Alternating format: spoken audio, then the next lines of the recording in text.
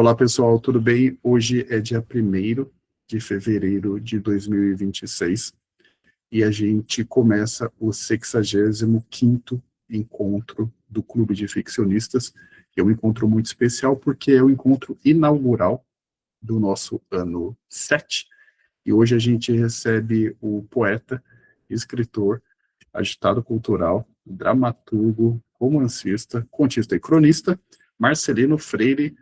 Marcelino, seja muito bem-vindo. Obrigado pelo aceite do convite. Obrigado pela sua presença. O livro que estimula esse debate é o Escalavra, lançado pela editora Amarcord, em 2024. O último romance do Marcelino, o segundo romance do Marcelino, né, o primeiro dele foi Nossos Ossos, mas vou falar um pouquinho deles também. Bem, Marcelino Freire nasceu em 1967 em Sertânia, Pernambuco. Viveu em São Paulo, capital, de 1991 até o ano passado. Atualmente reside em São Francisco Xavier, na Serra da Mantiqueira. É autor de obras adaptadas para o teatro, com a peça Hospital da Gente, pelo grupo Clariô de Teatro, Nossos Ossos, pela Companhia da Revista, e Angu de Sangue, pelo coletivo Angu de Teatro.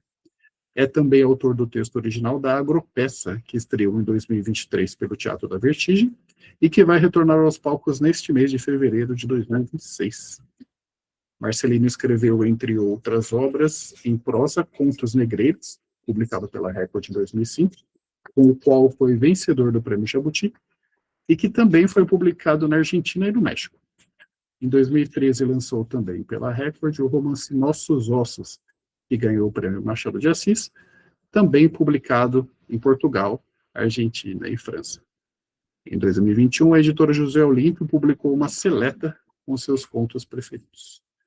Agitado cultural, como gosta de se definir, Marcelino é conhecido por sua atuação como professor de oficinas de criação literária, além de ser também produtor cultural.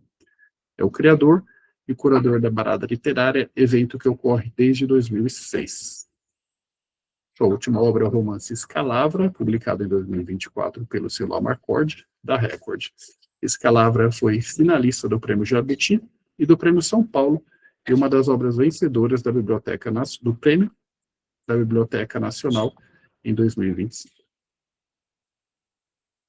Marcelino, eu quero começar esse bate-papo perguntando para você como que a leitura e a escrita elas entraram na tua vida. Quais foram as pessoas que te despertaram esse interesse e quais delas te incentivaram? E quais eram as obras que você mais consumia durante a sua formação como escritor? Fernando, muito boa noite a todos e todas aqui. Muito obrigado pelos corações, muitas imagens aqui, pessoas queridas que eu conheço ao vivo. Tem gente que já esteve aqui na minha cozinha, aqui em São Francisco Xavier. Quando perguntam para mim das minhas influências, das minhas primeiras leituras, as minhas primeiras leituras foram os tons da casa, né? Porque a gente fica muito com a imagem de que a gente leu a partir do momento que houve o letramento.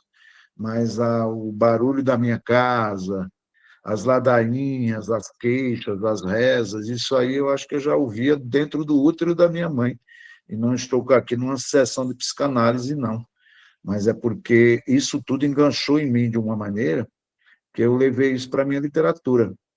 Eu já disse em algumas entrevistas que eu nasci de 7 meses, uma família muito grande. Nascer de 7 meses significa que minha mãe teve alguma perturbação no juízo, já tinha tido 13 gestações, eu fui a 14ª gestação. Então, que aperreio foi esse da minha mãe? Por que eu nasci de 7 meses? Alguma coisa, alguma lamúria, né? Porque quando eu estava com 3 anos de idade, a família foi toda para Paulo Afonso, na Bahia. O que eu estou dizendo é que a leitura vem vindo de algum lugar, né? Quando eu ouço o barulho da casa, as vozes da minha mãe, das minhas tias, do meu pai sertanejo, do meu tio sertanejo, isso aí também é uma maneira de ler o mundo, né? Porque primeiro que o sertanejo fala cantado e aperreado, e isso tem muita poesia e poética no que se é falado. Então, lembrar que essas leituras foram mais importantes para mim, até eu desembocar na poesia escrita do Manuel Bandeira, quando eu tinha 9 anos de idade, o primeiro poeta que eu lembro que eu li. Mas quando eu li o Manuel Bandeira, algum reconhecimento houve ali, viu? Porque ele sendo pernambucano, ele sendo um homem adoentado, eu também nasci de 7 meses, tive sopro no coração. Então, quando eu cheguei perto do Bandeira, eu já estava chegando também de algum lugar. Tem que lembrar da influência do cordel numa família sertaneja nordestina. Então, esses cordéis, essas ladainhas, essas canções, essas rezas, essas missas, tudo foi me formando como leitor do mundo, né?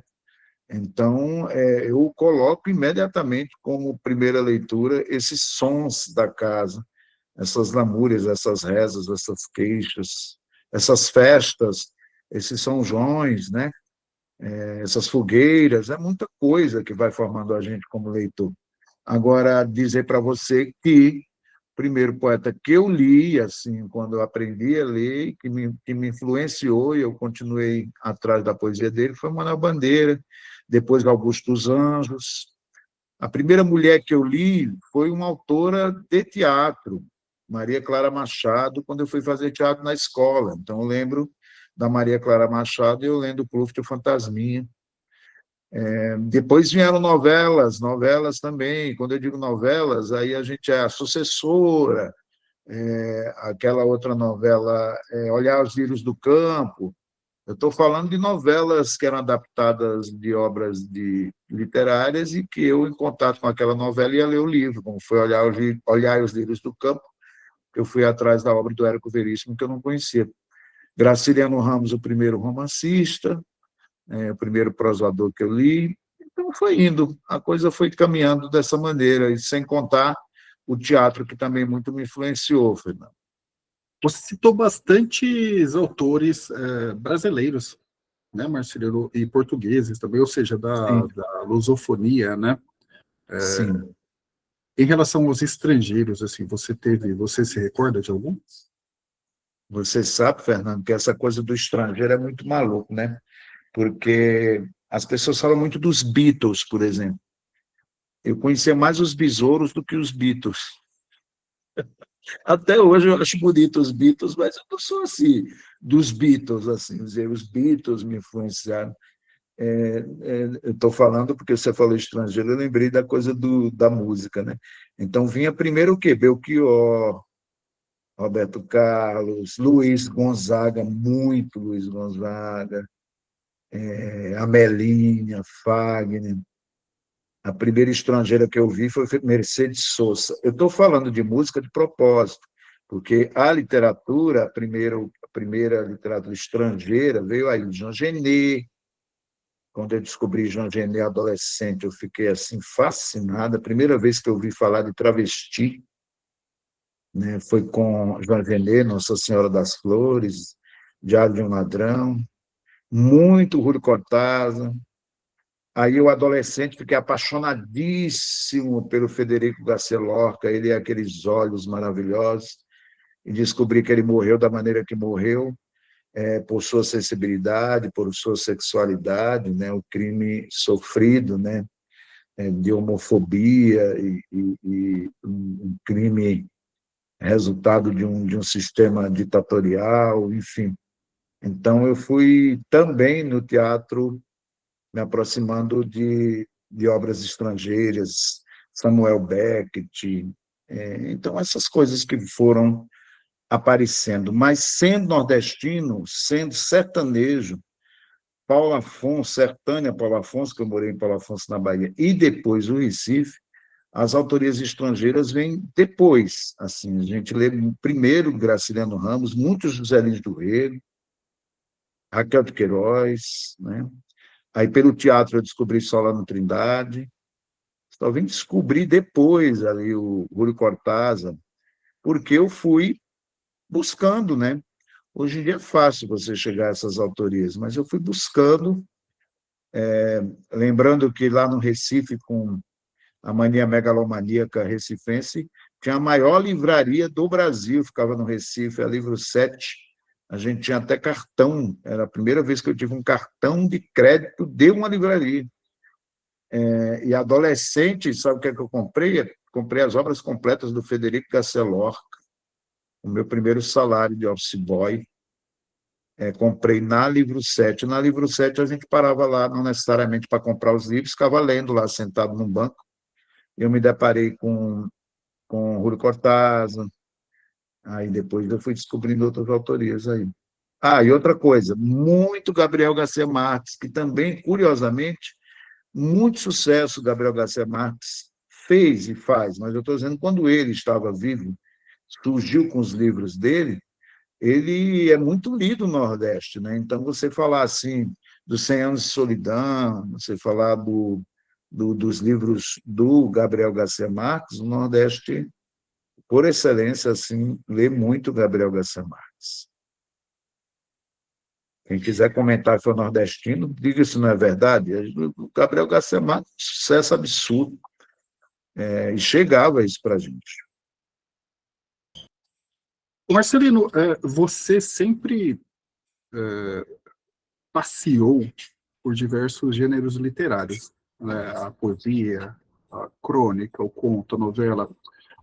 Eu até me lembro que fiz com você, na época da pandemia, né, um curso sobre crônica, lá Navega. do clipe, né, essa foi gravada, né? Sim. E também por diversas modalidades artísticas, né? Não somente gêneros literários, mas modalidades artísticas, principalmente aquelas que se baseiam em narrativas, como o teatro, por exemplo, né? Isso foi algo planejado para você optar por não se especializar em apenas um gênero narrativo? Foi um projeto consciente seu?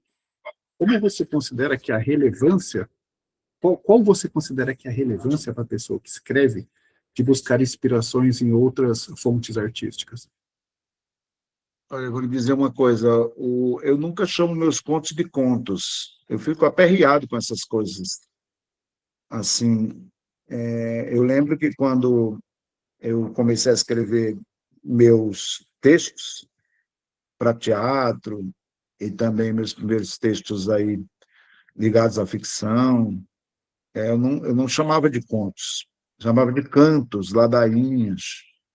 Eu não gostava assim, o livro de contos. Aí eu dizia, eu não escrevo contos. Eu gostava de perturbar a própria afirmação, a própria a maneira que caracterizavam, catalogavam, né, os gêneros. Tanto é que quando eu publiquei meus primeiros livros por editora, chamei de contos de cantos, no Recife eu chamo de cirandinhas, no Balé Ralé eu chamo de improvisos, meu primeiro romance eu chamo de prosa longa, que diziam que eu escrevia curta, eu digo que é uma prosa longa, mas prosa longa referente a longa-metragem. E também, agora, no Escalabro, eu chamo de romance megalítico. Aí eu faço toda uma estrutura também megalítica para fugir um pouco dessas categorias, né? Nas minhas oficinas que eu coordeno, as pessoas chegam muito preocupadas com isso. Mas você imagina você acordar de manhã, você acorda de manhã, já é difícil viver, né? Aí você acorda de manhã com uma grande questão. A grande questão que você tem naquela manhã é se o que você escreve é conto ou crônica. Porra, vá procurar outra questão, porque essa é uma questão muito pequena. Muito. Então, se enche de pretensão, eu estou escrevendo um livro.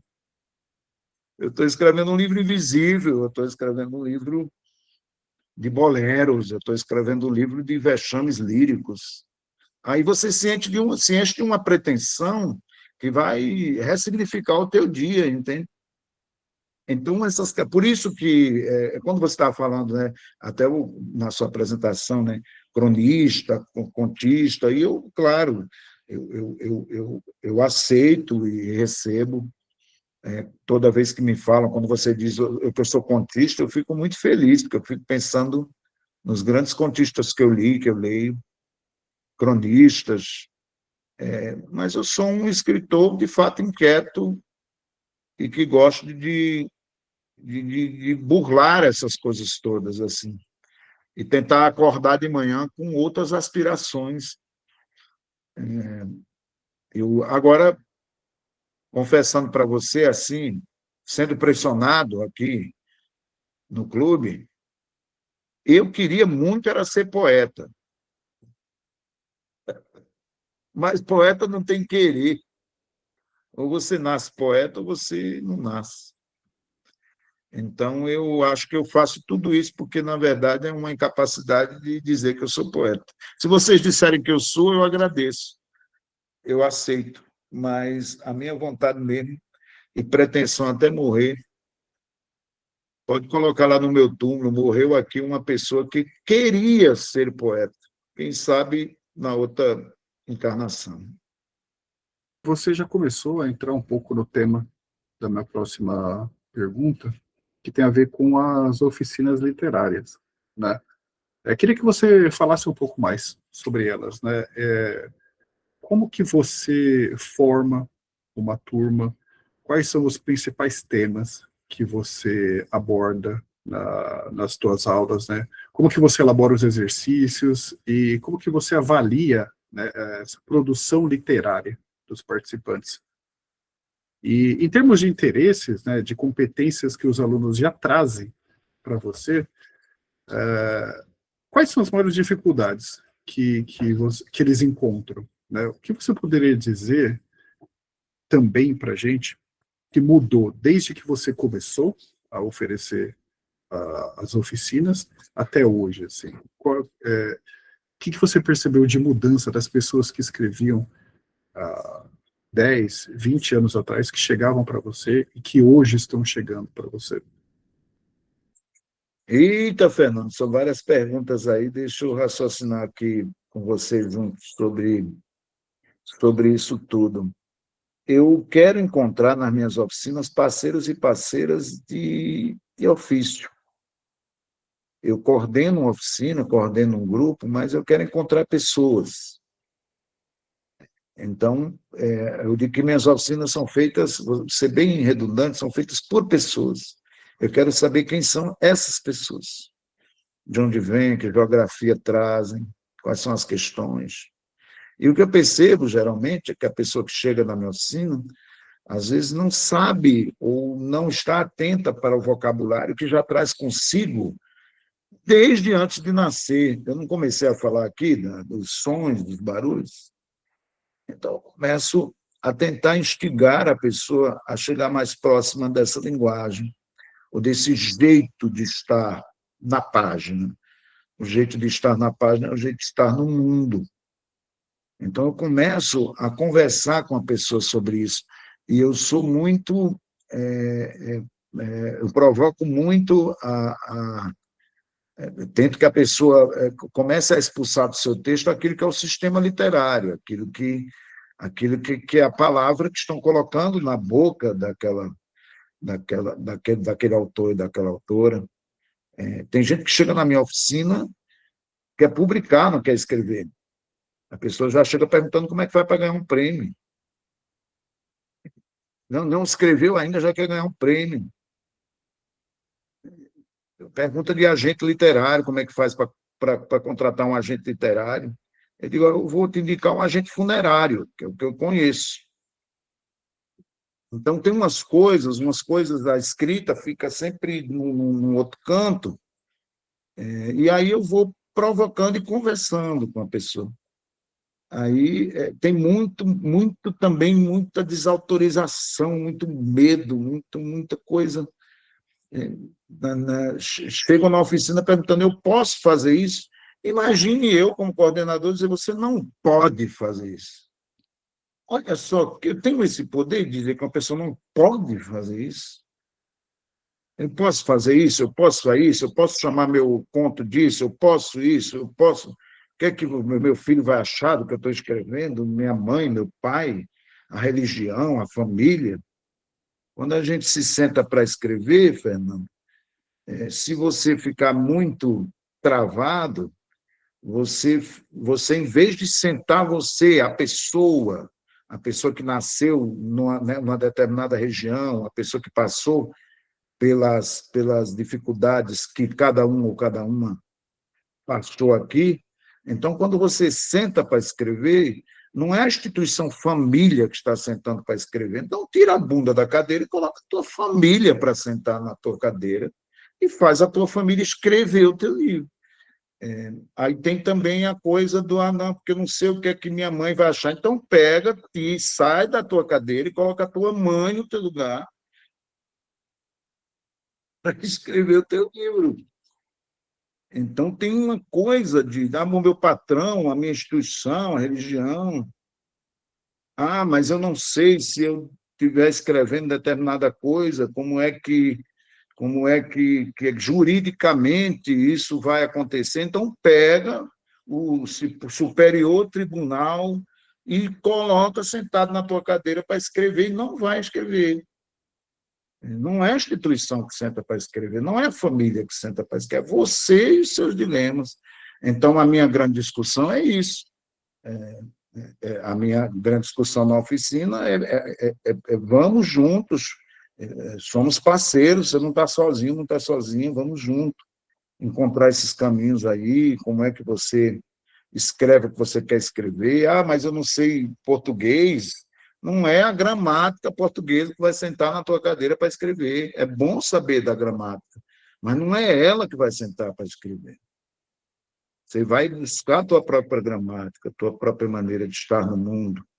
A sua maneira, repito, de estar no mundo é a sua maneira de estar na página. E mesmo assim, quando eu falo página, a gente vai discutir muito ainda, né? Porque também tem pessoas que publicam não para colocar em página, né? Publicam para colocar na voz, para dizer publicamente, em saraus, onde seja. Enfim. Então, agora, o que eu percebo muito, você está falando desses 20 anos, desse período, desse tempo, hoje é muito mais fácil de você publicar um livro, né?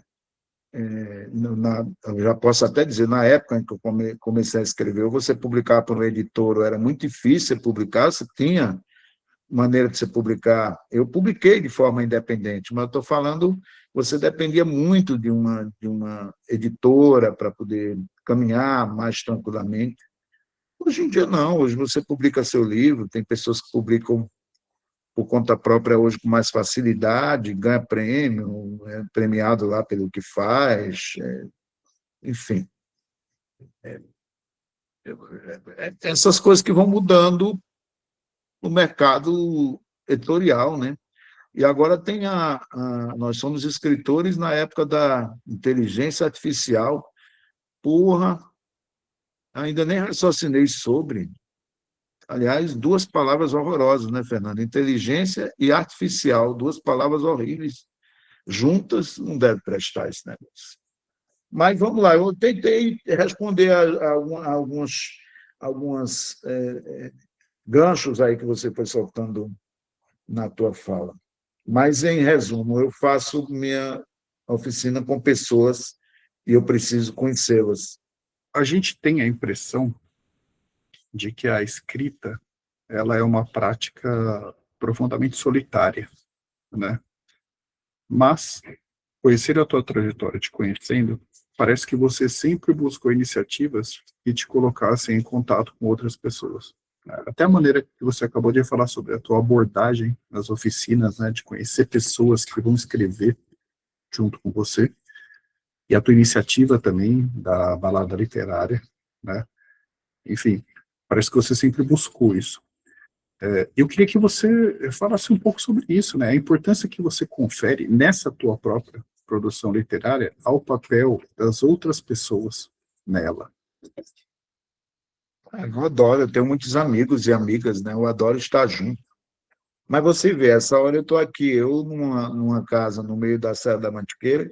Olha, o pessoal, viu, Fernando? O pessoal começou a fazer cada teoria sobre essa minha vinda aqui para São Francisco Xavier, e ele teve uma decepção amorosa, ele desistiu da literatura, ele tem alguma doença muito grave, Gente, as pessoas só encontram coisas muito objetivas para uma energia que foi me trazendo para cá, né? Não é de agora que eu venho vindo, que eu venho vindo para cá. Eu acho, na verdade, que eu estou reencontrando o quintal da casa que eu perdi, porque quando eu estava em Sertânia, fui para Paulo Afonso, Recife, Recife, São Paulo, e eu estava com saudade de quintal, olha, 34 anos morando em São Paulo sem quintal. Gente do céu, estava sem quintal. Aí eu digo, porque eu me deparei lá no, em certo momento lá em São Paulo, em algum momento eu disse, meu Deus, eu estou morando há 27 anos nesse apartamento. Aí eu digo, por que eu estou morando aqui mesmo há 27 anos? Eu digo, não, não preciso mais ficar aqui não, passando mal, respirando mal. Aí eu vinha vindo já aqui para São Francisco, já há um tempo, coordeno imersões aqui, já aconteceram 14 turmas aqui, de oficinas ao vivo. Aí eu continuo, viu, coordenando oficinas online, continuo viajando, vou viajar agora terça-feira, eu vou para São Paulo, vou para Aracaju, continuo com minha agenda, mas eu volto para cá, para o meu quintal, cantinho. Olha, ali de lado tem uma coisa muito feliz ali hoje eu peguei dois girimuns aqui dentro do meu quintal, gente. Que coisa mais linda é essa, cara? Quanto tempo eu não pegava o próprio girimum, cara? Para quem não sabe o que é girimum, é abóbora. Então eu gosto de estar sozinho também, viu, Fernando? Quando eu vou escrever, eu tenho aqui mesmo, na rua em que eu estou morando, por coincidência, foi onde eu terminei de escrever Escalavra, na Rua da Pedra, São Francisco Xavier. Eu vim aqui, passei um mês, eu já estava, volto a dizer, vindo para a cidade, mas eu passei um mês aqui, nessa rua em que eu, coincidentemente, estou morando nela, e onde eu vim terminar de escrever o Escalavra. Porque, de fato, eu sou muito cercado por muita gente, e agradeço, tenho muitos amigos, amigas, e muitas funções e ações e coisas, mas eu preciso também ficar quieto, me energizar. Lá na Rua Purpurina, eu estava sem energia mais, o apartamento estava sem energia nenhuma. Eu descobri isso. Aí eu disse, eu preciso me energizar mesmo, e vim. Então, tem um quintal aqui, hoje, 2 girimuns, daqui a pouco eu mostro para vocês, eu me levanto ali e mostro para vocês, está bem ali. Chuchu, dá muito chuchu aqui, tem uma hortinha. Manga, fiz suco de manga hoje, do próprio quintal. Ô, Fernando, eu gosto desse canto, e sempre busquei na escrita. Agora, não me sinto sozinho nesse sentido, não me sinto solitário, né? Não me sinto solitário, estou sempre com pessoas, amigos, amigas, gosto das pessoas, de trocar ideia, gosto de parcerias, gosto de agitar coisas, mostrar que a literatura está em várias frentes de batalha. Gosto de ter os amigos da oficina, que se tornam amigos meus de escrita. A gente não está sozinho, nem sozinho. Sem contar os mortos. Nós estamos o tempo inteiro aí conversando com os mortos. Mortos muito vivos. Marcelino, eu quero passar agora para a pergunta sobre o Escalavra, né, o livro que a gente indicou para as pessoas lerem para esse encontro, né? Quem quiser já se inscrever, né, enquanto eu estiver falando, enquanto o Marcelino estiver respondendo também é legal, né? A gente já vai criando uma filinha aí. E eu tenho uma pergunta mais geral sobre ele, Marcelino. Sim. Parece que esse livro ele tem um componente autobiográfico bastante marcado dele. E aí a gente sempre lembra de até porque a gente estava falando dos rótulos, né? Um novo rótulo que foi criado ultimamente, que é o da autoficção. Né? A gente fabular sobre a gente mesmo. Né? Não estou sugerindo que o seu seja isso, né? Mas, assim, a minha pergunta é no sentido de como que você se apropria desse teu eu, né, das tuas experiências reais que aconteceram com você, seja no passado, seja no presente, ou os teus próprios projetos, como que você ficcionaliza isso? Como que é esse material? Como que você trata esse material personalíssimo teu e transforma isso em literatura? Ficcional, no caso, né? Sim.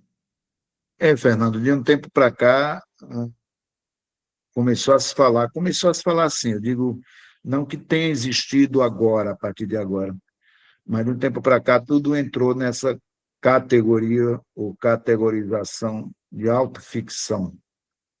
Eu digo que a Bíblia era autoficção. O Evangelho segundo Mateus é a autoficção do Mateus. Aí vem a Bíblia segundo quem é o outro? Pedro. Era a autoficção do Pedro. Não era o Pedro lá, a visão do Pedro lá. E tudo homem, né? Não teve cadê o Evangelho segundo Maria? Mas, enfim, não vamos a esses detalhes. O que eu estou dizendo é que essa coisa de autoficção, eu digo sempre que tudo parte da gente. A imaginação é autobiográfica. Ora, quando eu vou escrever, eu estou levando a minha vida para escrever. Eu digo a minha vida, o meu olhar, o meu sertão, o meu chão, a minha raiz, meus cheiros, é a partir de mim. Por isso que eu escrevo. Quando a gente vai no museu ver um quadro de Van Gogh, o corpo de Van Gogh está lá naquele quadro. Aquele quadro tem o corpo de Van Gogh. Ele não pintou aquele quadro ali em meia hora. Ele passou dias e dias ali debruçado naquela tela que a gente vê ao vivo. Recebeu perdigoto dele, sangue, muita tosse, lágrima, álcool, sei lá, café, mijo. Se alguém for numa tecnologia muito apurada, vai encontrar cabelo, pedaço de unha dele. Então, que a gente está diante do corpo do Van Gogh. Então, é a mesma coisa quando a gente chega a um livro. Uma unha tem de quem escreve, um pedaço de cabelo, um olhar sertanejo, um olhar de abandono, um olhar órfão. Então, é a partir da gente. Então, pronto, acabou. Se não, manda a inteligência artificial fazer, ou não é? Aí, o que acontece? Quando eu estava escrevendo Escalável, especificamente para falar do Escalável, eu não me emocionava com o livro. Eu tenho duas versões dele, a terceira que foi publicada. Já tem um tempo que eu venho lutando com ele, porque eu ficava me perguntando por que é que eu estou escrevendo este livro. Não estou vendo nada, uma unha, um pedaço de cabelo, nenhum comprometimento com esse livro. Eu não estava enxergando. Por que é que eu estou escrevendo a história desse pai e desse filho, e do silêncio entre eles? Eu ficava me perguntando, aí eu terminava de escrever, porque se a gente faz uma oficina de literatura, a gente chega a escrever um livro, um poema, um conto, mas você está comprometido com este conto? O que é que tem de perdigoto, de sangue, de DNA no que você está escrevendo? Qual é o teu olhar? Onde está doendo? Qual é a tua grande alegria, a tua grande tristeza? O que é? Que pedaço há de você ali? A gente deixa vestígios de nossa passagem por aqui. Quer seja uma cantora, um desenhista, um escritor, compositor, bailarino, um ator, atriz. Então, eu ficava me perguntando. Aí, quando eu consegui ver que aquele pai, aquele silêncio entre os dois, era o mesmo silêncio do meu pai, entre mim e o meu pai, esse livro começou a me pertencer mais diretamente. Então, eu comecei a colocar coisas ali que pudessem fazer essa ponte entre mim e o livro. Fiz nem imaginaria que o livro seria um livro megalítico, metalinguístico. não imaginaria. Ele foi se tornando porque foi uma necessidade natural que apareceu, e ter feito essa ponte me emocionou. Eu dei conta de entender esse silêncio, porque quando eu vim embora para São Paulo, em 1991, eu conto isso no livro, eu fui me despedir do meu pai, e ele, um homem muito calado, ele foi se despedir de mim, ele não conseguiu falar. E ele ia chorar. Se ele falasse, ele chorava. Ele ficou com uma engasgada. Aí você descobrir que seu pai o amava profundamente, você está indo embora, o que é que eu faço com isso?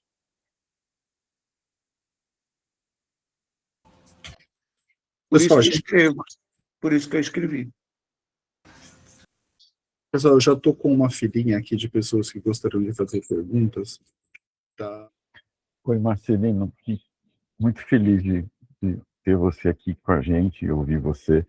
Eu tenho 3 perguntas, mas você rápido. Uma é sobre a música, que você já falou bastante,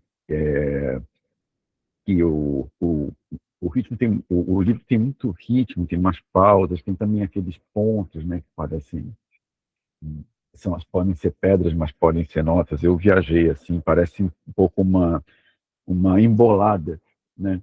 E eu queria te perguntar quem são essa embolada tão solitária. Eu pensei no duelista sendo o pai e o filho, mas é uma embolada silenciosa, né? Não sei, é um repente entre os dois. Eu queria que você falasse da importância da música nesse livro, porque ele começa com Clara Nunes e termina com Gilberto Gil e o João Donato.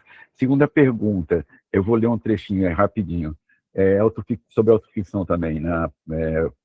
Meu nome completo é Marcelino Juvencio Freire, nascido em 1967 em Sertânia, sertão de Pernambuco, uma das 9 crias do casal Antônio e Maria. Esse eu vou ler, porque é uma pergunta escrita. O Ricardo Piglia, engenhoso em seu alter ego Emílio Renzi, quando ele misturou o nome dele, o Ricardo Emílio Piglia Renzi, ele pegou Emílio Renzi e colocou ali, e tem muitos que se escondem assim, e mais ou menos na autoficção. E você parece que nesse trecho dizer, quer saber, eu não vou me esconder coisa nenhuma, eu queria que você nos falasse da autoficção na sua obra e sobre o exagero e a timidez dessa forma de escrita. E a terceira, desculpa eu estar falando rápido, é que eu quero aproveitar o tempo, falar sobre um conto que me emociona muito no Bagageiro, que é tá bom, não é um conto, chama ensaio, né? Você colocou ensaio, é um relato, chama Ensaio sobre a Educação. Falar sobre esse conto, que é um conto que eu reli hoje e chorei de novo, como sempre choro esse conto, chama Ensaio sobre a Educação, fala um pouco sobre a Natália Negromonte, essa personagem. São essas 3 perguntas. Eu vou começar pelo ensaio sobre a educação. Eu escrevi para me vingar do Luciano Huck. Tem coisa... Maravilhoso. Eu vi o Silvio Santos também. Ai, meu Deus do céu. O Silvio Santos, cara, eles fazem uma gincana do conhecimento, as pessoas são humilhadas lá para sair para ganhando o quê? Um caneco? Puta, man. A torta ou a Sinceramente. biblioteca, meu Deus. A professora lá humilhada para caramba, enfrentando. Eu escrevo, eu tenho um profundo respeito pelos mestres e mestras. Aí eu peguei ali aquela sonoridade de fala de programa de auditório e a professora sendo humilhada ali, e torta na cara, e também aquele corte que é feito na professora que passa por, você sabe, né, por bala perdida ali, tem que ficar com a criançada quieta, deitada, inventando uma história para poder a criança esquecer que lá fora está acontecendo morte, assassinato que tem muito a ver também com o que é propagado na TV, na televisão, tudo, né? Todo um sistema cruel demais, né? Para que só a professora ali possa erguer uma possibilidade de esperança, né? Porque as pessoas se tornem cidadãos, cidadãs, se tornem conscientes, né? Professor é eu, olha, se não fossem professores e professoras na minha trajetória, uma professora que disse, olha, Marcelino, você tem jeito para escrever para teatro, vai escrever para teatro. Professora Ilza Cavalcante, professora Gilca, de literatura. Poxa, então esse conto é uma homenagem aos professores e às professoras. Né? Minha filha é professora. Essas bibliotecas ambulantes. O professor, uma professora é uma biblioteca ambulante. Então, eu faço um ensaio sobre a educação. Sobre a música, eu encontro o livro também quando eu encontro a embocadura do texto, quando eu encontro a sonoridade do texto. Tem embolada ali, tem baião, tem shot, tem rap, tem grito, tem silêncio, tem... Parece improviso também, um pouco, me pareceu. O Improviso. quê? Improviso. Muito improviso, muito. Parece repente, parece cordel, né? E tem muito isso, quando eu tenho que encontrar qual é a sonoridade, o som.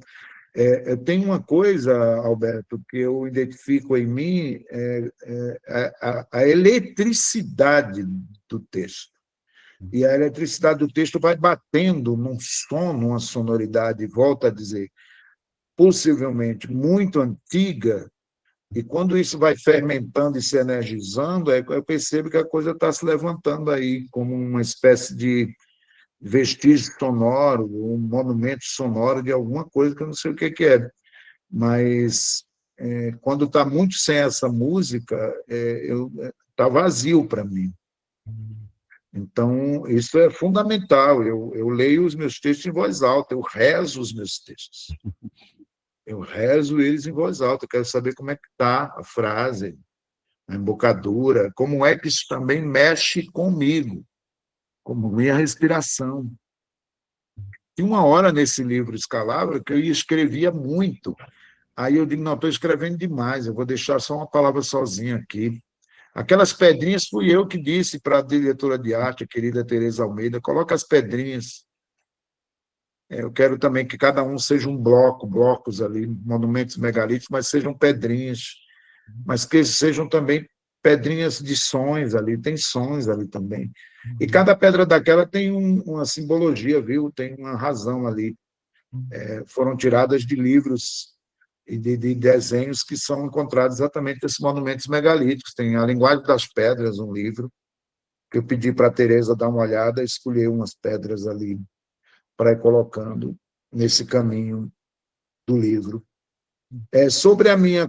Foi muito natural que eu tivesse colocado e afirmado a minha naturalidade sertaneja, o meu nome, filiação, porque depois isso foi se aproximando do meu pai, da minha mãe, da minha avó, e foi também, de alguma forma, fazendo parte de uma galeria ali, um testamento de um lugar, de pessoas. Então, eu me coloquei ali dentro como alguém que também está deixando vestígios naqueles túmulos, né? Então, fiz questão, em algum momento foi muito natural que eu tivesse colocado para uma espécie de participação nessas câmaras funerárias. É uma espécie de lápide que eu pus ali. Muito grato por suas perguntas. Muito obrigado, Você é bom Marcelino. aqui, viu, Fernando? Eu vou respondendo 3 perguntas ao mesmo tempo. Está pensando o quê? Pô, muito bem. Muito obrigado, Marcelino. Muito obrigado. Pessoal, então, temporariamente a gente encerra, tá? As inscrições, e aí depois, conforme o andar aí, eu reabro, tá bom? Patrícia Xavier, pode fazer a sua pergunta. Oi, gente, boa noite. Estava com saudade já do nosso encontro. Marcelino, muito bom te ver de novo, te ver aqui na telinha, vi a Tati aqui também. O Fernando citou as oficinas, né? Eu sempre lembro, eu escuto sua voz, Marcelino, quando eu estou escrevendo. Essa coisa de de ler em voz alta, de sentir o texto e tal, né? E aí eu sempre fico pensando, assim, quando as pessoas me perguntam, eu aprendi, o que ficou muito forte em mim fazendo a oficina com você, é essa liberdade, né?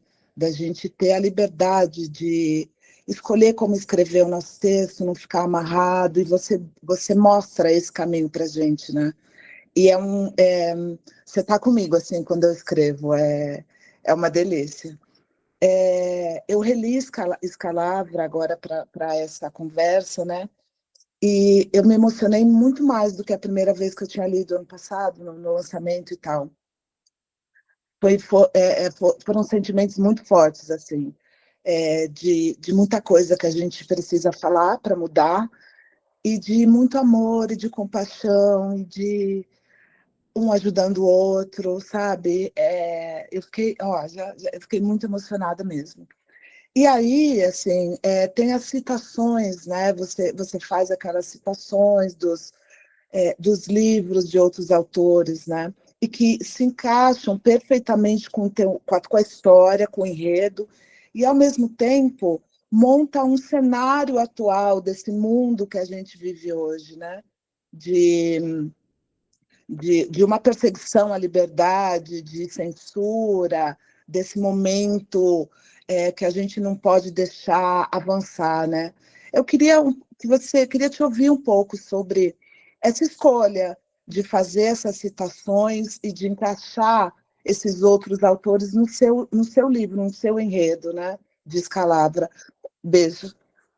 Beijo, Patrícia, que alegria revê-la aqui, né? Aqui eu digo nesse ambiente virtual, mas acompanhar você já há um tempo. Muito obrigado pela confiança, pela companhia.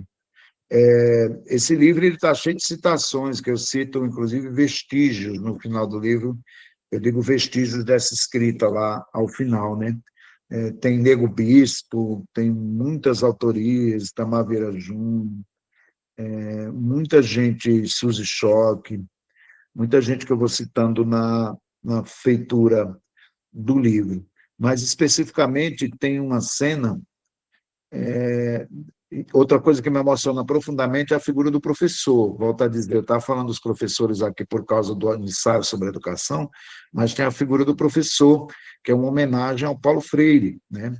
O nome do professor é uma homenagem ao Paulo Freire. Eu faço aqui no final do livro, só para deixar isso registrado, o professor do livro se chama Paulo Araújo Maia. Paulo é o do Paulo Freire, Araújo, da Anita Araújo, que é a viúva do Paulo Freire, que está viva, que cuida da obra dele agora, né? E Elza Maia, a primeira mulher do Paulo Freire, com quem ele viajou e também o fez ali, né? Criar o método, né? Paulo Freireano. Então, Paulo Araújo Maia é uma homenagem a esse trio, Paulo Freire, Anita Araújo e Elza Maia. E quando eu fui pegar o nome da Elza, pegar o nome direitinho da primeira mulher do Paulo Freire, Maia, eu digo, olha só, Elza Maia, nada mais megalítico. Aí ficou Paulo Araújo Maia, né?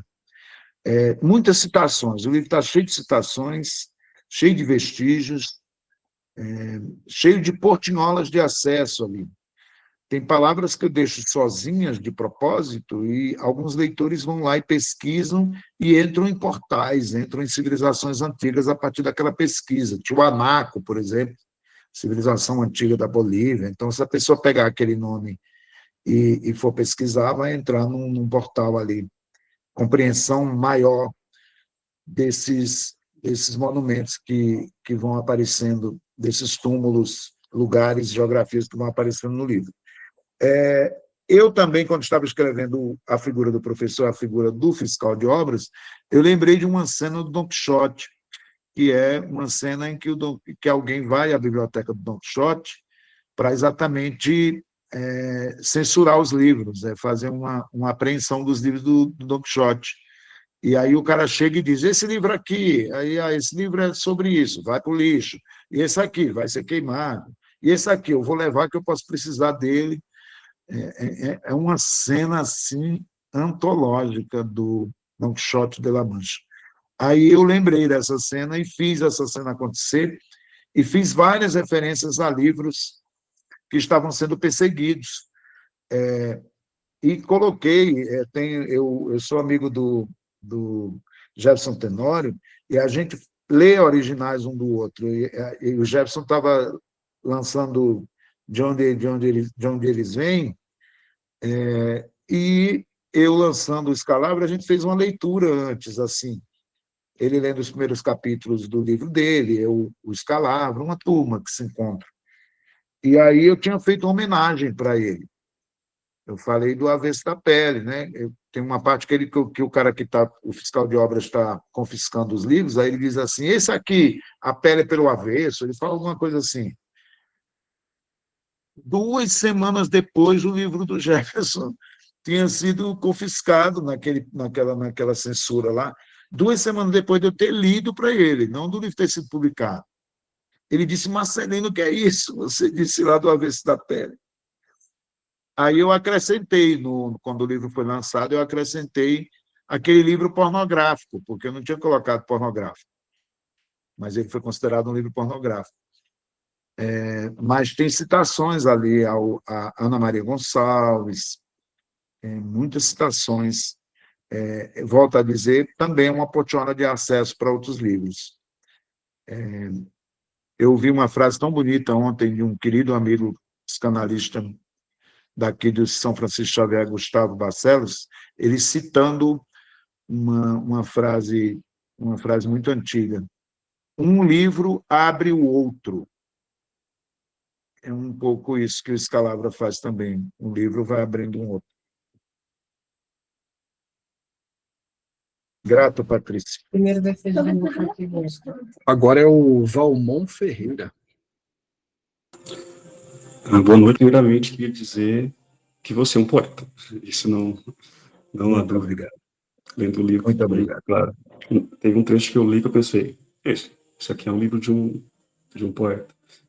Quando você tem a vocação poética, ainda que ela tome outros rumos, cinema, qualquer outro tipo de arte, a poesia vai aparecer naquela arte que ela está fazendo. Você falou sobre Manuel Bandeira, que foi uma leitura, seu início ali, de leitura, também foi muita influência sobre mim, na poesia de Manuel Bandeira.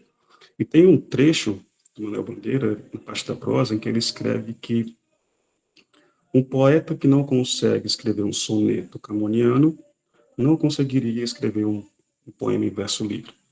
E trazendo para a prosa. Na prosa, há um caminho a ser seguido, digamos, começa a escrever assim, depois, quando você tiver mais um domínio da escrita, você pode tentar um livro como Escalabra, que é um monumento, né? Que é muito complexo. Ou não, ou você defende a liberdade desde o primeiro momento, primeiro livro que você vai escrever. Qual o seu conselho para jovens escritores como eu?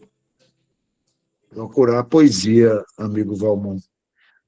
Eu escrevo no Escalabra: a próxima revolução também será poética. Por quê? A próxima revolução também será poética. A revolução é pela poesia. E tudo que eles não querem é poesia. Quando eu digo eles não querem, esses sistemas totalitários todos, perseguindo a subjetividade, não querem a beleza, não querem a infância. Eu não vejo assim no vocabulário desses enfim, não quero nem essas figuras aí, você não vê falando na minha infância, aquela música que eu ouvi, olha que beleza essa nota musical, olha, nada. Então, a revolução vem sempre pela poesia, e os poetas já nos disseram isso. Quando a nossa linguagem está toda sonegada, loteada, censurada, a poesia explode. A poesia vem e explode sempre. Eu digo que a poesia não é um gênero, é um transgênero.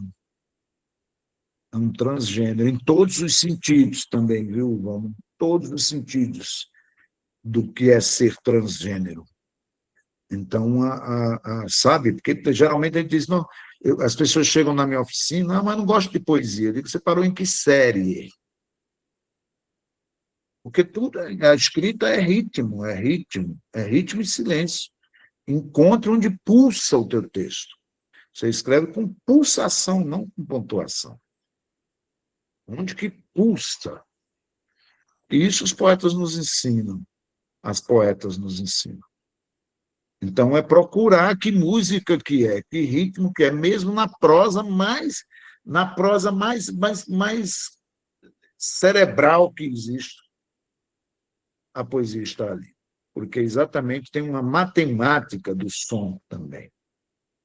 Aí eu posso até citar o João Cabral de Melo Neto, que não gostava de música, um grande poeta, e o quanto de sonoridade, de secura punk existe no poema do Cabral.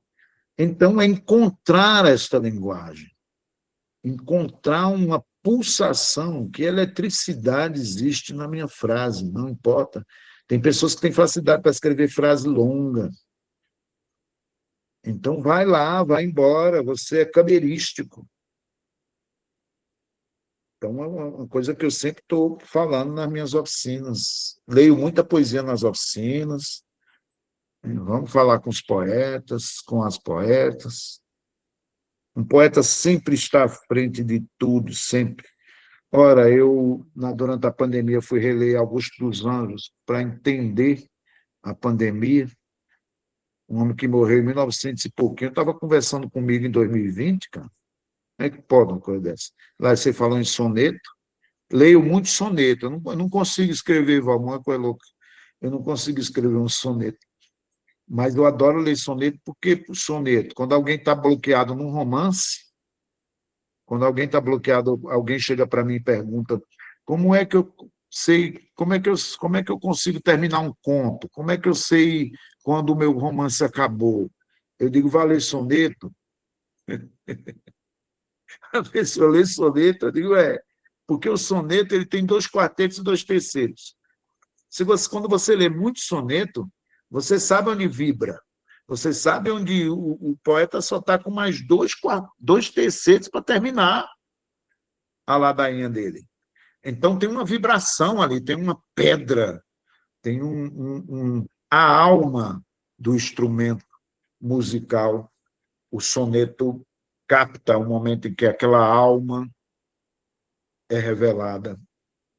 Isso o soneto nos ajuda. Então, quando você lê um conto rápido, não importa se ele tenha 10 páginas, você vai ver, isso aqui está demorando, isso aqui está vazio, isso aqui não tem alma, isso aqui precisa pulsar. É o soneto que nos ajuda a escrever romance. Agora é a Rita, professora Rita Couto. Seja bem-vinda novamente. Professora, mestra. Salve, Marcelino Freire. Salve, salve. Salve, professora. Viva as professoras, os mestres, as mestras. Você é muito generoso com os professores, é muito generoso. Primeiro, quero te contar que a nossa conversa, né, o episódio que nós conversamos sobre Escalavra, ele já teve 80 audições, tá? Então, 80 pessoas escutaram a gente conversando sobre Escalavra, né? E a tendência é aumentar. Convido o pessoal aí do Clube Ficcionistas para escutar essa conversa, tá? Com Marcelino Freire sobre esse livro maravilhoso, impactante, arrebatador. Também tem que falar aqui que o Alberto citou esse ensaio, né, que está no Bagageiro, sobre a educação. É dedicado à professora. Exatamente. E volta e meia, meus alunos, né, ex-alunos, eles se deparam com esse ensaio e está lá, né, para as professoras Paula Beatriz. É uma honra para mim estar ao lado da Paula Beatriz e Rita Couto. Então, é muito emocionante isso, né? E pesquisem quem é a Paula Beatriz. Para mim é uma honra estar ao lado dela. Bom, o que eu quero falar de Escalavra é o ponto de vista de leitora. Eu queria que você falasse, como leitora, não há nada mais prazeroso, né, que pegar um livro com esse projeto gráfico fantástico, tá? E essa capa, né? Essa capa que faz isso aqui, E essa foto é genial, é genial. Então, eu queria que você comentasse um pouco sobre isso para reforçar o prazer que é para o leitor se deparar com um projeto desse. Eu fui atrás da capa, da autora da capa, mas eu queria que você falasse sobre isso, que eu acho muito importante. Então, olha, eu fiquei emocionado aí com a presença e as palavras da Rita Couto, professora, ali lá no começo, ainda com angu de sangue, ela me levou para conversar com os alunos dela e alunas, e desde lá foi sempre assim, uma professora que eu encontro alunos e alunas dela por outras cidades, para fora do país. Eu conheci o teu trabalho por causa da Rita. Aí, quando eu fui falar, Alberto, de educação, dediquei a Rita e dediquei a Paula Beatriz, minha querida amiga, ali de Campo Limpo, professora mestra, diretora de uma escola lá em Campo Limpo. Rita, a tua pergunta é muito boa para contextualizar algo aqui e dizer para os parceiros e parceiras. A nossa palavra, ou a nossa vontade poética, a nossa vontade de revolução, chega até certo ponto. Quais são os outros elementos que eu tenho para poder ir onde minha palavra não vai conseguir ir? É exatamente uma capa de um livro, uma dedicatória, alguém que você convida para a capa do teu livro. Então, eu estava já muito, eu tenho uma relação muito salutar e muito linda com a editora, com o Grupo Record, que me publica há muito tempo. Então, eu penso os livros, eu peço que os livros sejam feitos pela Tereza Almeida, e acompanho a capa, e eu estava atrás da capa do livro. Qual é a capa que pode me ajudar a dizer aquilo que eu não consegui dizer com a palavra, com a escrita, com a narrativa? Então, eu estava procurando, e esse universo megalítico é muito rico de imagens, né? Então, não faltariam imagens.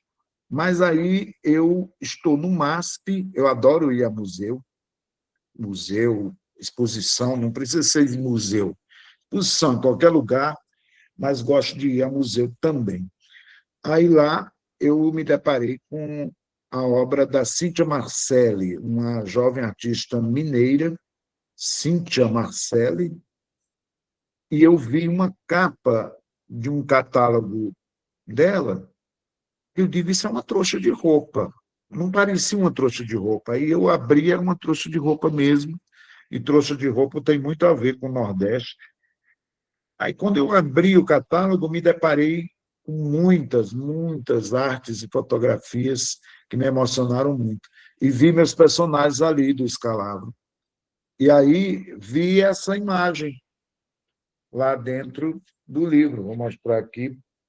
Aqui era a obra que estava lá no catálogo, deste menino aqui confundido. Você não sabe o que é menino, o que é tijolo, também parece livro de longe, eu falo de biblioteca, né? Ele carrega os livros do professor, é megalítico, né? É precário. Aí eu fui atrás da Cíntia Marcelli, dizendo para ela que eu gostaria muito que essa arte dela, esse trabalho dela, fosse para a capa do livro. Ela disse, olha, eu já ouvi falar de você, li uma coisa ou outra, mas não li, assim, eu gostaria muito, se você pudesse me enviar o livro, eu enviei. Ela imediatamente leu e me devolveu dizendo que, ao ler, reconhecia ali muitas das imagens que ela fez, que ela criou, que ela trabalhou. E assim foi uma parceria linda. A conheci pessoalmente no dia do meu lançamento. Ela é uma mulher que viaja muito pelo Brasil e pelo mundo, uma grande artista contemporânea, né? Várias bienais pelo mundo inteiro. Teve uma individual, né, no MASP, foi onde eu encontrei o catálogo, e ela esteve lá no meu lançamento. Ela me deu um depoimento que eu guardo como uma das grandes felicidades do Escalabro. Ela disse, Marcelino, eu estou muito feliz de ver minha arte, minha foto, meu trabalho na mão de tanta gente aqui no dia do lançamento. Fiquei muito feliz, De quando em quando recebo uma mensagem dela, dizendo da alegria que as pessoas entram em contato com ela para falar do Escalavra. Então, enfim, uma grande artista. Por quê, Rita? Porque ela me ajudou a ir aonde eu não consigo ir. E por isso que eu digo, uma capa, uma dedicatória, a maneira como você estrutura o teu livro. Nas minhas oficinas não é uma crítica, viu, gente? Faz de conta que a gente... eu peço que tragam projetos assim, eu digo, quero o livro pronto, daqui a uma semana, 2 semanas. Agora o Fernando me perguntou como é que andam as oficinas atualmente. Eu falei de inteligência artificial. Aí algumas pessoas, claro, não é crítica, chegam com capas encontradas na inteligência artificial. Aí você pediu um projeto, eu fiz uma capa e ficou bem bonita na inteligência artificial. Ela fez essa capa para mim. Aí eu digo, ótimo e tal. Mas na hora de publicar o livro, vai ser a inteligência artificial, a pessoa às vezes para assim. Por quê? O que que acontece? Olhem bem, estou sendo bem exagerado, do jeito que eu sou nas oficinas. Você publica um livro, teu primeiro livro, teu segundo livro de poesia, vai lá no crédito do teu livro, e está lá, capa, IA.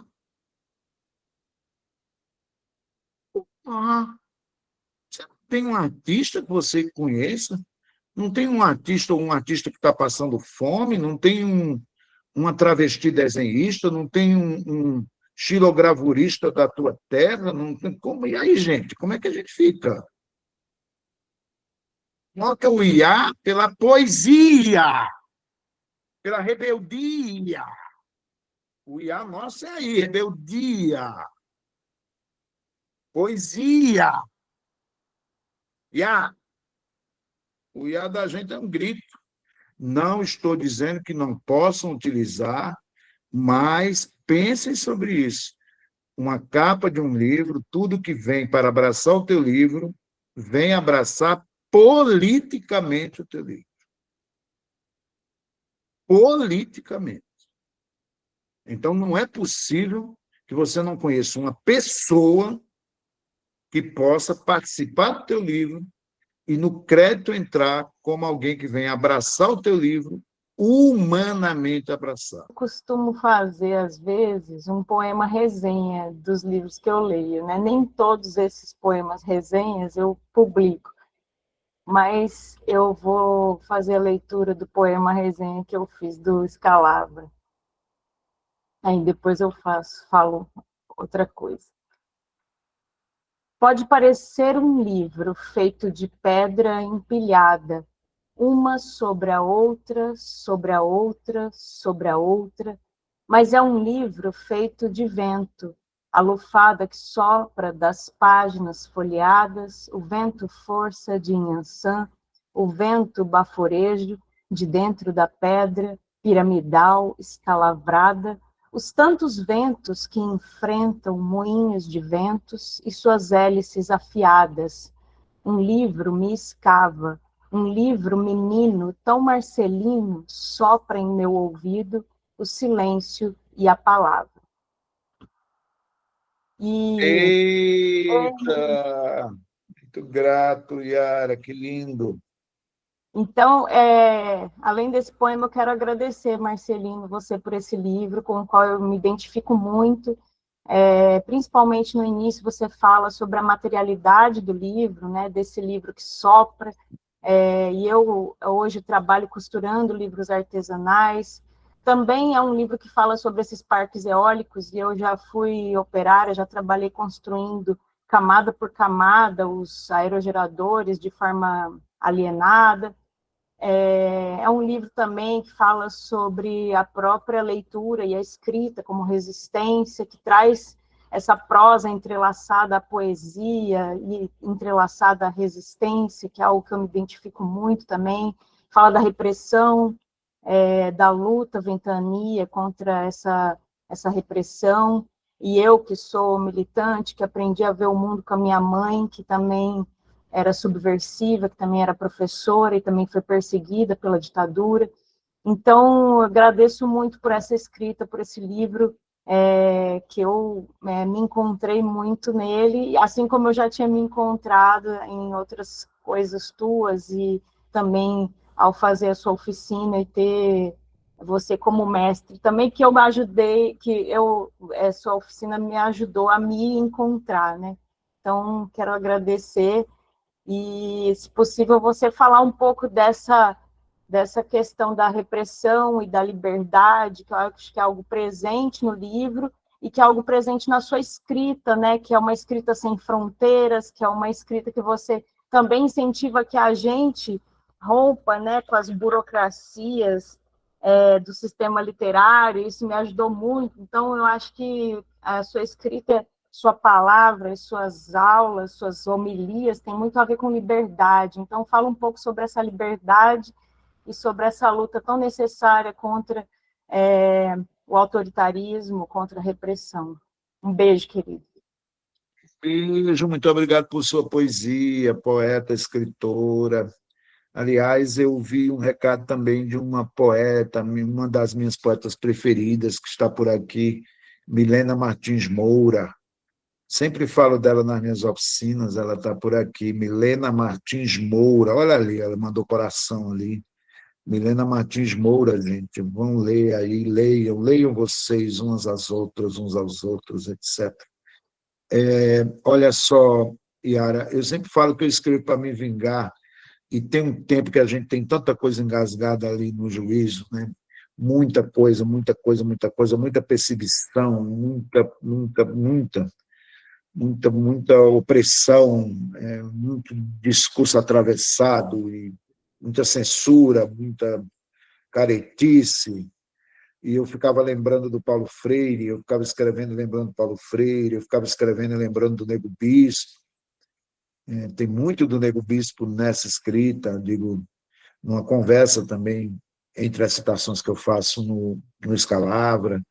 Tem muito Paulo Freire, muito, já falei aqui.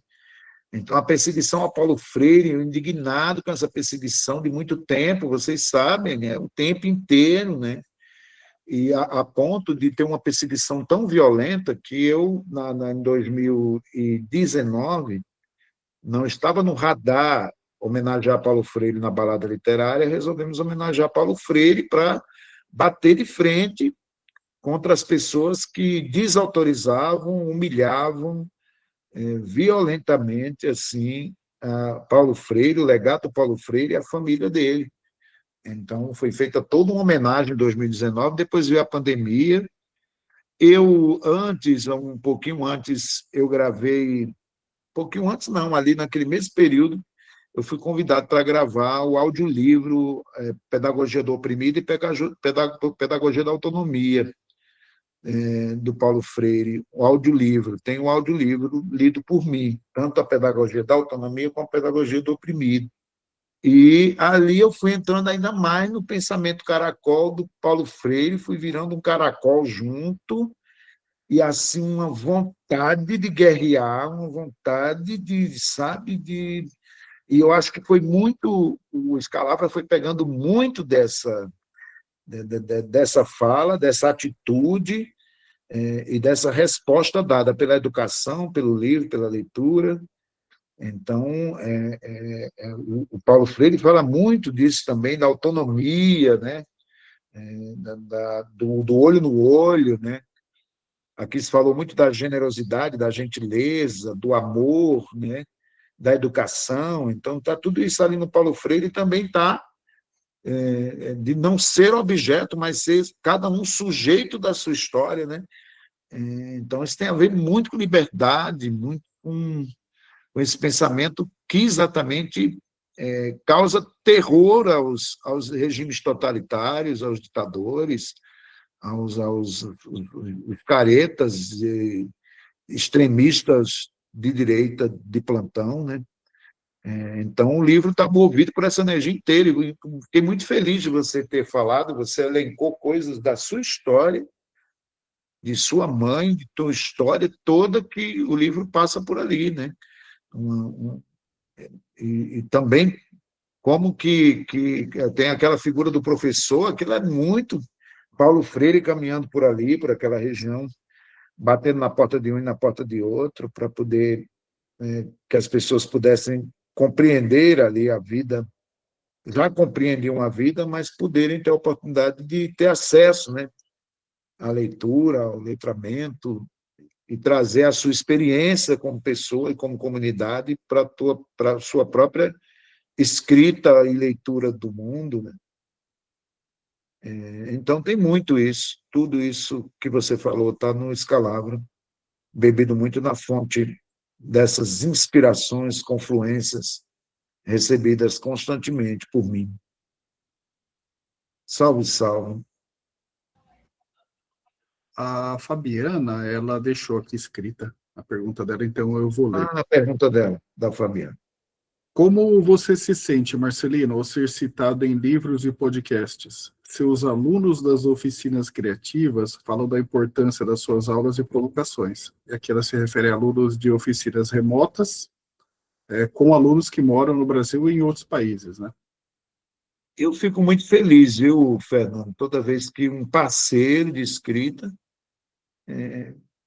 coloca ali como, enfim, em algum momento esse encontro foi valioso para mim, para a pessoa, né? Eu fico feliz, é bonito, é um carinho que eu recebo. Agora, eu digo sempre que as pessoas que passem pela minha oficina não viram... aquele é um livro da oficina do Marcolino, sabe? O livro que virou livro da oficina minha, não é. Viraram parceiros e parceiras de escrita, porque já eram escritores e escritoras. Ninguém se tornou escritor e escritora na minha oficina. A pessoa pode ter ali, a gente vai conversando, porque também não sou eu sozinho, é a turma toda. Pessoas vão conversando, trocando ideia, tem gente que faz grupos depois, publicam livros conjuntos, e se tornam parceiros meus, parceiros e parceiras do crime. Então, é isso. E aí eu fico feliz que a gente faça essa interlocução e essa troca. É generoso da parte de quem cita, mas não é obrigação citar, e eu digo sempre, por favor, saiam das minhas oficinas, mas não se tornem escritores da minha oficina, não é da minha oficina, são escritores. Isso tem acontecido para a minha felicidade. Ninguém, esses autores e autoras, Fabiana, que citam o meu nome, não se tornaram autores da minha oficina. Eles se tornaram parceiros, estão aí, sempre foram escritores independentes e que estão publicando seus trabalhos. Para não tornar... tem uma coisa também na oficina muito curiosa, que eu digo sempre, a minha oficina não é uma oficina de resultados. Você chegar para ter... Tem gente que chega mesmo na minha oficina para ser uma oficina de resultado. Agora eu vou conseguir... Não posso garantir nada de sucesso, de prêmio, de editora, de nada. Vamos viver o processo. E o processo é muito valioso. Tem pessoas hoje, muita gente passou pelas minhas oficinas. Sabe o que é que me deixa mais, Fabiana, mais triste? Assim, posso dizer a você, é quem eu não sei mais. Por exemplo, o que é que foi feito daquele romance? Eu digo, nossa, o romance daquela pessoa era um romance estonteante, eu não tenho mais notícias, conseguiu publicar. E não é, às vezes, não estou dizendo que é falha da pessoa, que a vida é muito veloz, a pessoa foi fazer outras coisas, a vida... E eu fico dizendo, cadê aquele livro de contos que a pessoa estava escrevendo? Então eu fico ali, meu Deus, perdemos um parceiro ou parceira do crime ali para estar junto com a gente, lutando. Cadê aquela pessoa? Vamos ali junto, fazer uma cocada, colher um girimum. Cadê a pessoa? Não sei mais da pessoa. Mas é cada um e cada uma, não é? Cada um e cada uma. Então é isso. Olha, eu estou vendo a Deise Torres, está ali, olha, tanta gente bonita, Ana, Yara, olha ali, Martinho da Vila está ali, que maravilha, Érica Hilton, maravilhosa, Fernanda, Maria, Gilberto Gil, deixou ali o show, tá aqui também, Tatiana, Sheila. Olha, Tatiana, Tati Lazarotto, minha amiga. Eita, Tatiana, você tem que vir me visitar e tomar um cafezinho. Todos Já estão com as malas convidados. É o quê, Tatiana? Estou com as malas prontas já. Venha, vou fazer um doce de girimum. Vamos lá, Ana. Marcelino, antes de tudo, novamente obrigado por sua cozinha maravilhosa, cheia dos pinguins muito lindos, que me salvou na Pinguim live. ali, ó, uma parte dos É, pinguins ali.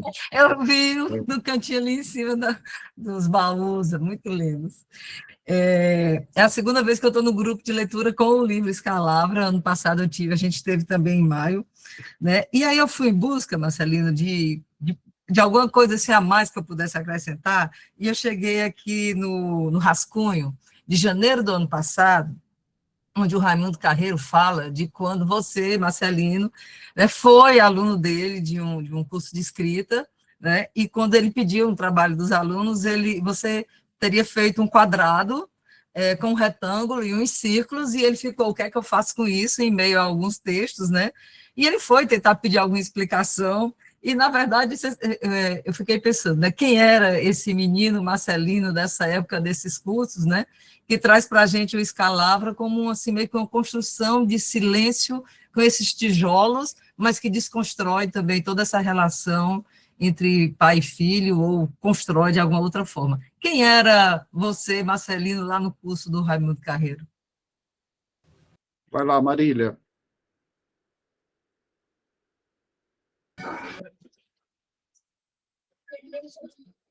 Boa noite. Boa noite.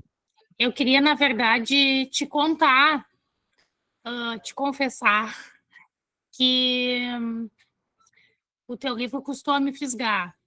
Eu senti um incômodo muito grande com a questão da escrita, né? Eu sou professora da rede pública e eu estava muito parada com as leituras, aí fiz uma cirurgia, tive que ficar muito tempo em repouso, que é muito difícil, porque a minha mente é muito agitada. E aí comecei a ler algumas coisas que as minhas alunas me indicaram e resolvi entrar no Clube do Livro para me obrigar a não perder esse hábito, que não é um hábito, é muito mais que um hábito, né? Retomar a leitura. E aí, onde é que me fisgou? Me fisgou no Freire, claro, né? E me fisgou na questão da mulher, que eu achei muito legal, assim, naquela questão que tu falas de... se a mulher tivesse se dedicado todo esse tempo para cuidar da criação de um filho, o mundo estaria salvo, né? E como eu sou feminista, isso mexeu muito comigo, né? Então, eu queria saber de onde é que vem isso, de onde é que vem esse teu olhar para o feminino, né? O teu regionalismo também é fantástico, tu já deve ter notado que eu sou gaúcha, pelo meu sotaque, né? E isso também me identifiquei muito, porque eu também tenho esse sentimento aqui com o meu lugar, com o meu chão, né? Mas a questão da mulher, eu queria que tu falasse um pouco disso. Muito bem, muito obrigado, Marília. Ana, prazer. Eu já contei a história que a Ana estava aqui em São Francisco Xavier e foi fazer uma live. Ela veio participar de uma imersão que eu faço aqui na São Francisco Xavier, com produção da Patrícia Yoko. Aliás, antes que eu esqueça, eu vou aproveitar mesmo para fazer uma propaganda. Está no ar um site, Marcelino Freire Oficinas, tudo junto. marcelinofreireoficinas.com.br. marcelinofreireoficinas.com.br. Lá vocês têm vários modelos de oficinas, as imersões aqui em São Francisco Xavier. Eu vou fazer a oficina individual, oficina de 4 pessoas, oficina online, leitura humana em vez de leitura crítica. Tem várias coisas aí, porque eu vou ficar cada vez mais aqui em São Francisco Xavier e vou exatamente abrir um pouco mais o leque de possibilidades de contato com escrita. Vejam lá, Marcelino Freire, oficinas.com.br. Aí, a Ana estava nessa imersão e eu socorri, ela estava aqui exatamente do outro lado ali da cozinha, fazendo essa live. Excelente pergunta. Quem foi esse jovem que chegou na oficina do Carreiro? foi um jovem que tinha acabado, Ana, de sair do banco, o trabalho da família, ou seja, assim, toda família quer um filho que trabalha em um banco, uma família pobre tem um filho que passa num concurso de um banco, Banco Nacional do Norte, vai ser office boy nesse banco com 16 anos, e quando eu vou me tornar chefe de seção do banco, chegaram para mim e disseram, você vai ser chefe de seção, eu falei, está na hora de deixar o banco. Eu disse, vai ser promovido, cara. Eu não falei para minha mãe, eu fiz um acordo, pedi demissão, fiz um acordo com eles para poder pegar um dinheiro lá do FGTS, dei uma parte do dinheiro para minha mãe e fui. E agora? Eu vou conhecer os escritores e escritoras do Recife. Já conheci alguns, e aí, naquela semana, se eu tivesse deixado o banco um tempo depois, eu não teria feito a oficina do Raimundo Carreiro, grande mestre, querido amigo, Raimundo Carreiro, que estava começando na semana posterior, numa sala chamada Graciliano Ramos, na antiga e extinta livraria Síntese, e cheguei lá diante daquele professor, um escritor imenso, um homem, eu digo que ele é um bufão, assim, que ele é uma figura, e ele me ensinou a ler. Eu lia, mas eu não prestava atenção. Ele foi me ensinando ali, né, a arquitetura dentro dos textos e tal. Mas eu era jovem, o quê? 20 anos. Então, o jovem que estava sempre querendo fazer, peça um conta, eu fazia uma ladainha. Peça escrever uma crônica, eu escrevia um bolero, aquilo que eu falei. Então, eu fugia muito de querer fazer algo que fosse totalmente diferente. Uma vez ele pediu para descrever a sala em que a gente fazia a oficina. Eu fiz mas eu datilografei o quadrado. Eu fiz uma coisa meio Glauco Matoso. Eu fiz um quadrado, não sei desenhar, mas eu desenhei com a máquina de escrever, pô, foi um trabalho. Fiz ali, depois, é que ele não coloca lá no artigo que ele escreveu por Rascunha, eu coloquei uma nota de rodapé. Então, a nota de rodapé era a criação que ele pedia dentro de um desenho, porque ele pediu para descrever e eu fui desenhar.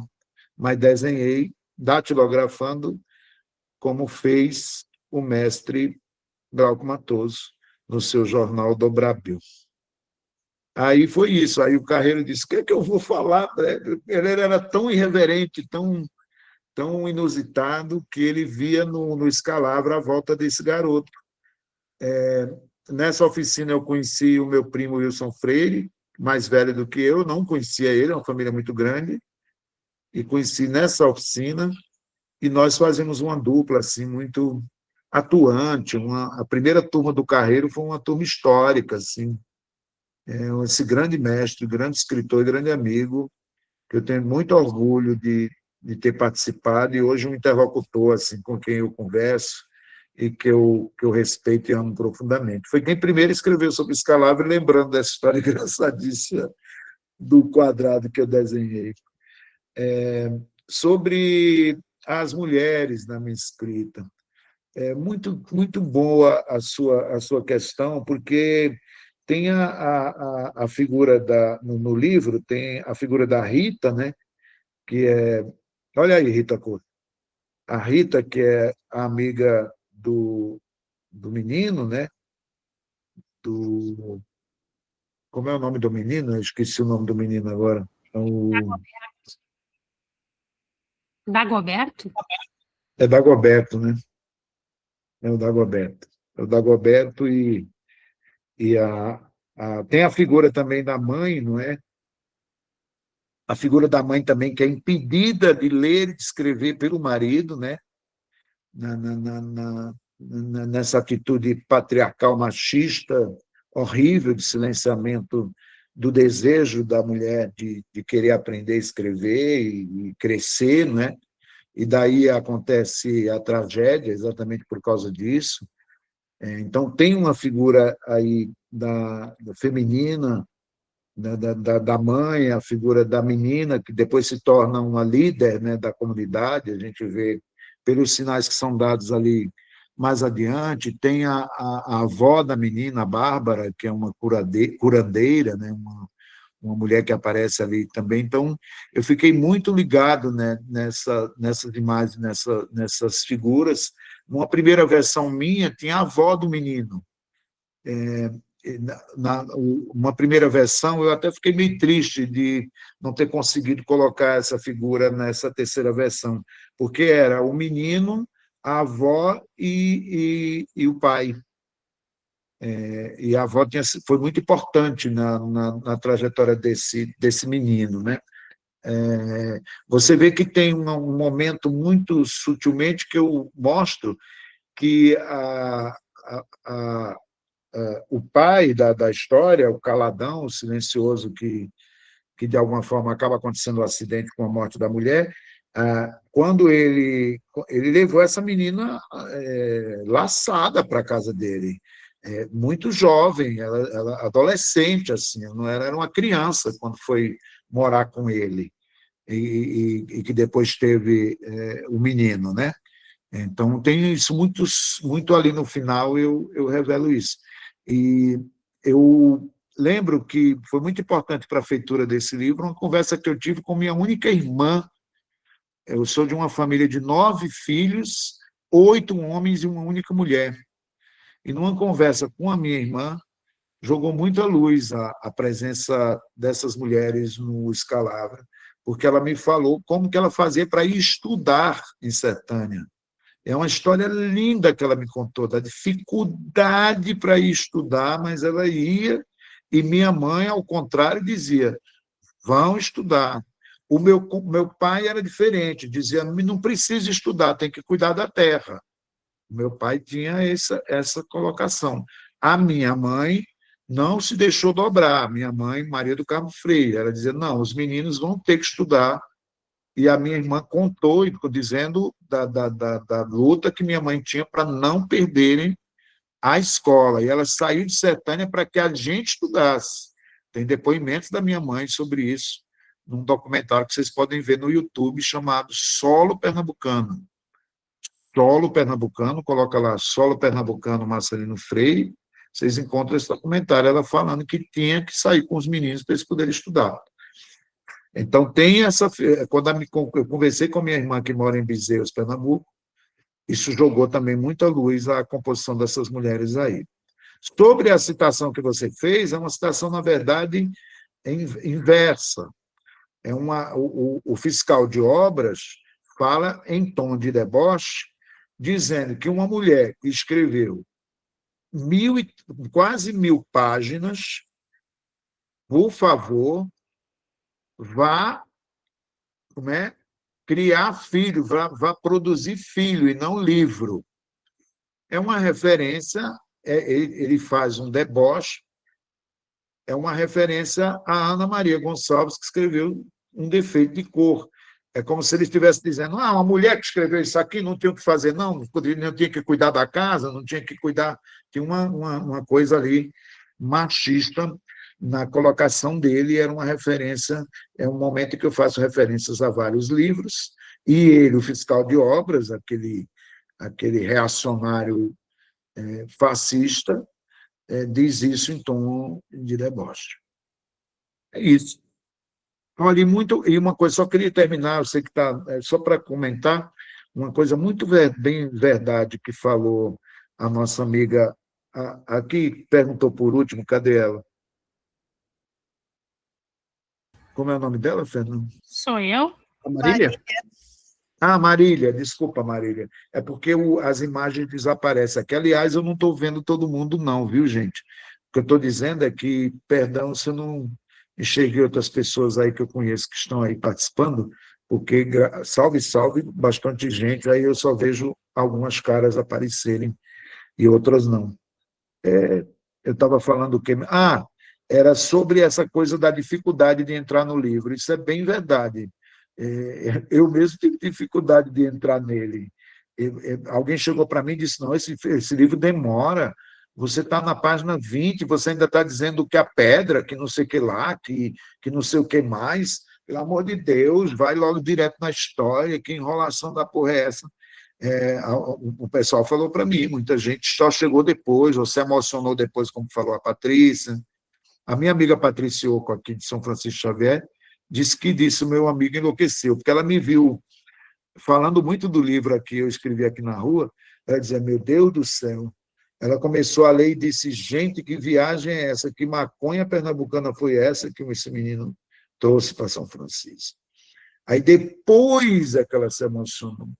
Então, como todo livro, não é vou dizer a você que é livro, ele não é fácil, é um livro que requer um outro tipo de leitura, mas mesmo assim não garante que na leitura você vá gostar, se emocionar. Depois, alguém falou uma coisa muito valiosa, também em relação de que o livro ele era uma composição como alguém que está chegando, como as pessoas chegam a esses monumentos megalíticos. Vê o monumento megalítico, vai entrando por aquelas câmaras funerárias com muita dificuldade para acessá-las, vai entrando aos pouquinhos, quando vê, não sai mais daquela câmara, encontra muitas outras coisas e muitas outras possibilidades de avançar nesse portal. Aí eu acho que o livro também acabou pegando essa característica, mas não é um livro, de fato, de se apaixonar ou de ter... Eu concordo muito com a nossa amiga que comentou da dificuldade, o que é que a fisgou, né, para dentro do livro. Agradecido pelo seu comentário e sua leitura, e a vocês todos e todas. Obrigado, Fernando. Marcelino, muito obrigado pela sua generosidade, pelas suas palavras. Muito obrigado por ter aceitado o convite. Para a gente foi um encontro incrível, eu tenho certeza que eu falo em nome de todo mundo. Agradeço em meu nome, agradeço em nome das coordenadoras e dos coordenadores do Clube de Ficcionistas, em nome dos participantes, e espero que a gente se encontre mais vezes também nessas trilhas da literatura, e é isso. Muito obrigado, gente, até os próximos encontros. O calendário está fixado no Instagram, no nosso perfil do Instagram, e qualquer dúvida, qualquer informação que vocês precisem, chamem a gente lá nos grupos, tá bem? Um grande abraço a vocês e até a próxima. Muito obrigado a vocês todos e todas, muito boa noite, obrigado, Fernando, vocês todos e todas. Ótimo domingo, ótima semana.